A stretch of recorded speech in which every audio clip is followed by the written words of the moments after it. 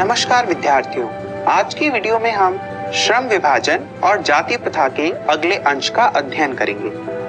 तो आइए शुरू करते हैं इस वीडियो को।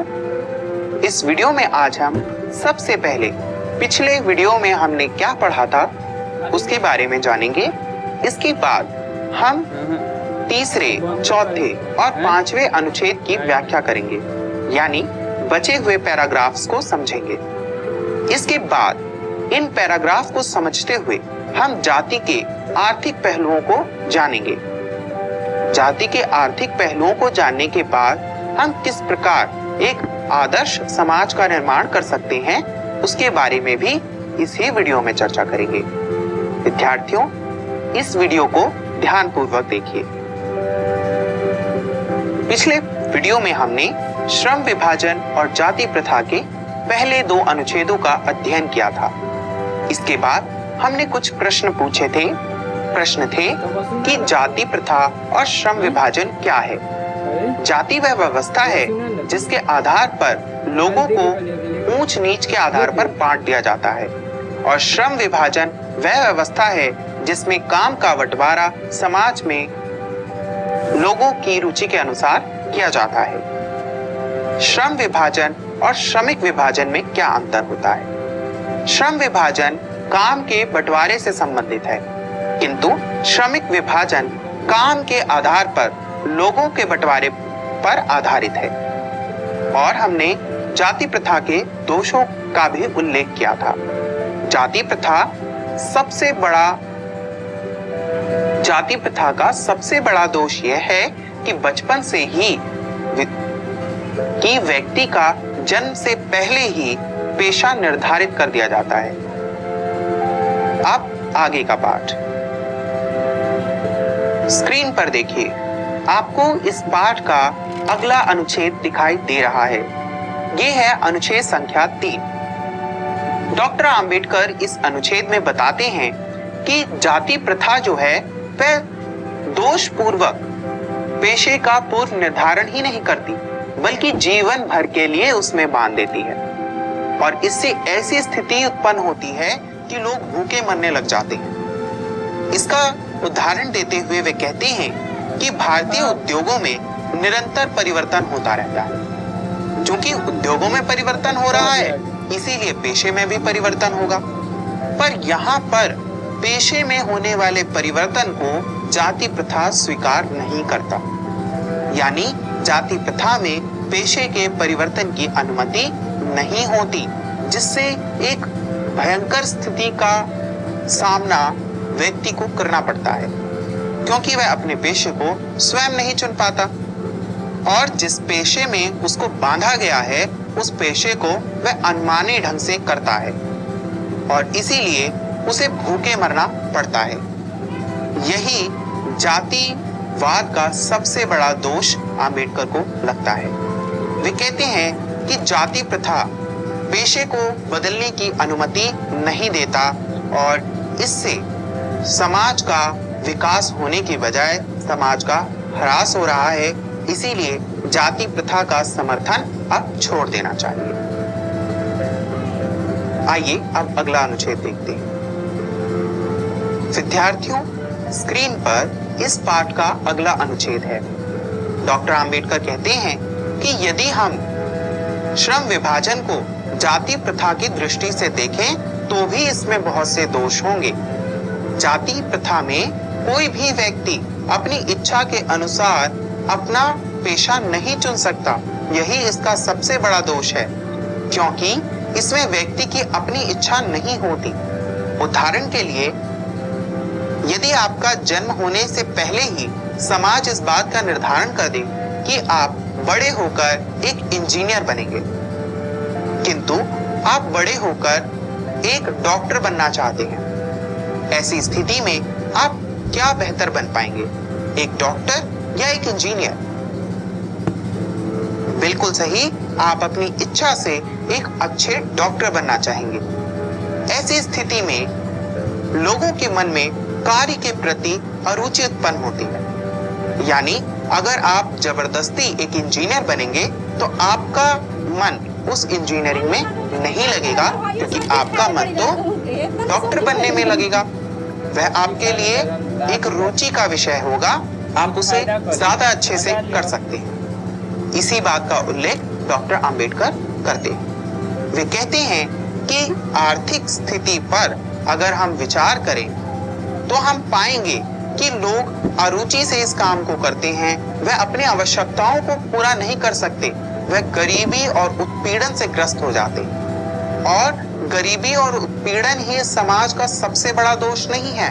इस समाज का सबसे बड़ा दोष ये है कि अरुचि पूर्वक किसी काम को करने के लिए विवश करना, यही इस समाज का सबसे बड़ा दोष है। आगे डॉक्टर अंबेडकर कहते हैं कि ऐसी स्थिति में, यानी जहां पर व्यक्ति को अपने काम को खुद चुनने का अधिकार ना हो, वहां पर जो काम होगा वह सही नहीं होगा। लोग उस काम को अरुचि से करेंगे, और अरुचि से अगर किसी काम को करेंगे तो सबसे बड़ा नुकसान ये होगा कि लोग उस काम को टालते रहेंगे, यानी ठीक से नहीं करेंगे, उनका दिल उसमें नहीं लगेगा। हाँ, दिमाग से वह उस काम को जरूर कुछ हद तक कर सकते हैं, पर फिर भी उनका दिल और दिमाग उसमें नहीं लगेगा।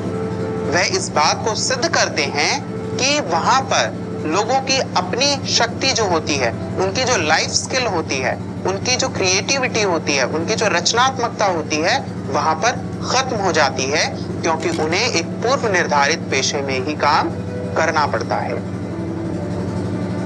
विद्यार्थियों, आइए अगला अनुच्छेद देखते हैं। अगला अनुच्छेद है 5, जो कि पृष्ठ संख्या 3 पर है।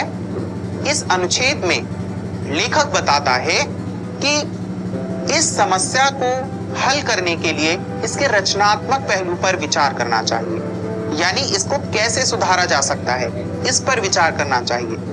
क्योंकि लेखक ने अब तो जाति प्रथा की बहुत सारी खामियों को बताया, बहुत सारे दोष को बताया और उसका वर्णन किया, उदाहरणों से स्पष्ट किया।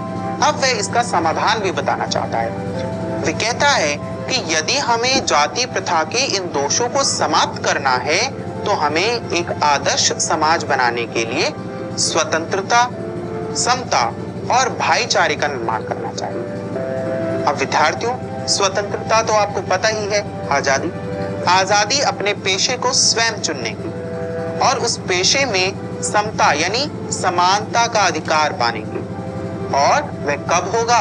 जब लोगों में भाईचारा होगा, जब कोई किसी को हे दृष्टि से नहीं देखेगा, कोई किसी को नीच नहीं समझेगा, सब अपने आप को एक स्तर पर समझेंगे, तो स्तर पर भाईचारा बनेगा और भाईचारे से भी यह स्थिति उत्पन्न हो सकती है। और ऐसी स्थिति में किस व्यवस्था का निर्माण होगा? याद कीजिए, यह भाषण कब लिखा गया था? बिल्कुल सही, 1935 में, और प्रकाशित 1936 में। उस समय भारत में लोकतांत्रिक समाज बनने की पृष्ठभूमि तैयार हो रही थी। इस स्थिति का निर्माण होता है तो भारत में लोकतंत्र स्थापित होता है।